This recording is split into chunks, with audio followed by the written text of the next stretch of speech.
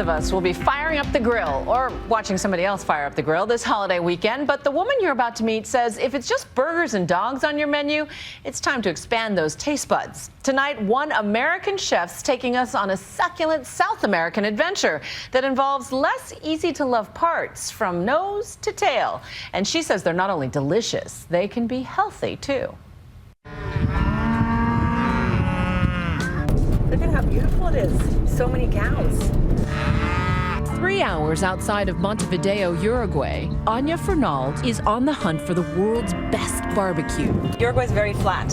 That's part of why it's so easy to raise beef here.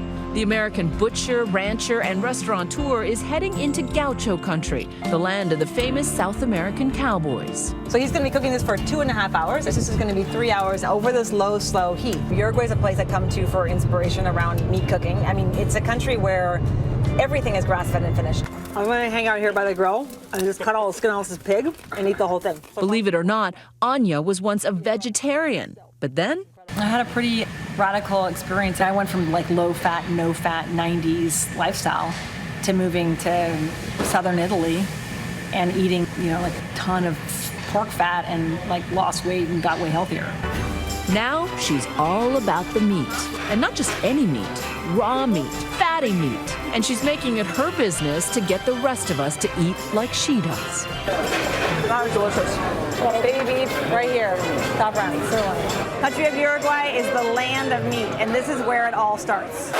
So this is our Santa Monica butcher shop. Back home in California, she's building a meat empire with a string of butcher shops and restaurants. Belcampo Meats. We've got everything from guinea fowl and quail and squab to the more classic things like beef and pork. And she's assembled an army of true believers who work there.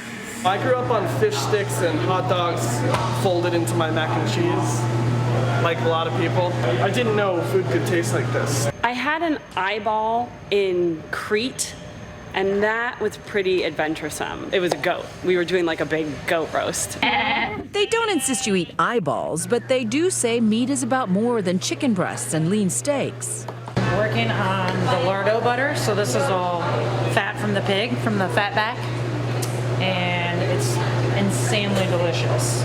It's the craziest yummy taste that you didn't know existed. Who needs meat when you got fat, right? We've been eating fat since the beginning of time. That's a little lamb. Yeah, very little, because I choose it because it's tender. So Anya scours the world in search of new recipes. I'd love to go to northern Scotland and do taste mutton with fur on, again, traditional style butchery.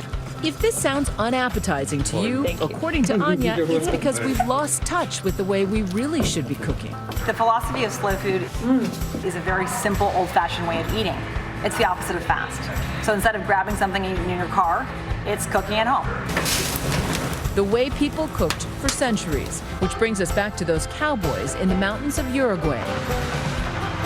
These guys have what a lot of people say is the best grilling technique in the world.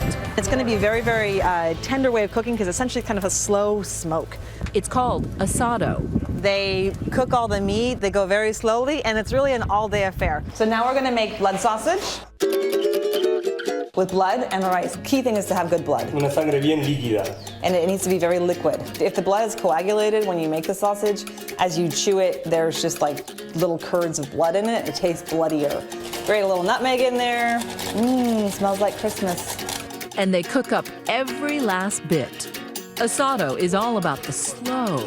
So here we have a number of cuts that are being cooked again over a pretty low, slow fire. These are a little 2-inch strip of ribs. It's over essentially a low temperature for hours and hours, and that meat actually gets quite tender, and this lovely fat cap just renders out and bathes that meat in liquid fat, so it stays really tender, moist. That slow cooking is what Anya says enables the gauchos to get a tasty meal out of cuts the rest of us would throw away. You know, a lot of these cuts in the American tradition, we would be cooking them with moisture, like braising them, because they're kind of tough cuts. Things like, we got some top round over there, cuts like that. And this way, with this very, very low heat, they're essentially doing this very slow cooking, which makes the flavors really come out and also almost smokes this meat. But since most of us don't have 12 hours to make dinner, Anya's latest plan is to package these dishes and sell them to you for cooking at home. I was really impressed by the fresh intestines. She'll bring the recipe back to her shop up in Santa Monica, where her chef told us, get this, raw lamb and pure lard on toast are already big sellers. Seeing that fatty intestine and how it gave that great crust to the chorizo is amazing. Like that we can definitely mess around with. It looks spectacular to sell it like that fresh because it's all hairy and covered in fat.